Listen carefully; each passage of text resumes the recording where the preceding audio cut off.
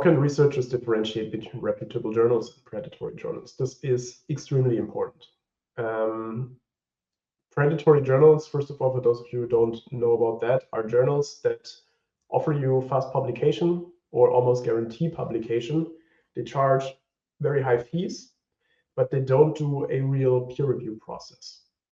And that means that the publication that you do with them, the manuscript you present them, that you publish with them, might not be seen as legitimate scientific literature. These predatory journals are considered by the wider fields not legitimate resources because of the lack of peer review or a lower standard of peer review than should be applied. However, they make it sound too good.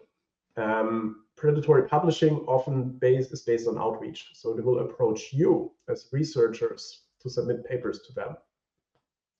And that is the dangerous part, because of course it sounds nice if we as esteemed researchers are being asked, maybe even early in our careers, to submit somewhere because of our great experience and our great standing in the field and so on and so on. So that's how you recognize them. If a story is too good to be true, it's too good to be true most of the time. So if you're an early stage researcher, you don't get asked to publish, you need to submit somewhere. This might happen later to you when you are a standing expert in the field with a long-standing professorship, not yet in the early stages. These companies do that, typically charge high fees, sometimes even higher than regular ones. And if they contact you or somewhere on their web pages as well, they promise fast publication times. They promise to, or even guarantee publication in their journal. And this is the biggest red flag that you should see. If they guarantee publication, they can't do that because a real scientific paper needs to go through peer review. And therefore, that should be the biggest red flag to you. As a couple of others as well, if you don't recognize the address, so if they're hiding their address on the web page, or if they're don't even list an address at all, that's bad business practice. It's not how publishing houses work.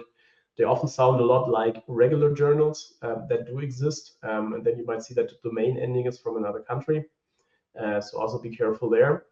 And then there is a couple of additional resources that you should check. First of all, there's Beall's list, B-E-A-L-L. They run a list of recognized predatory journals.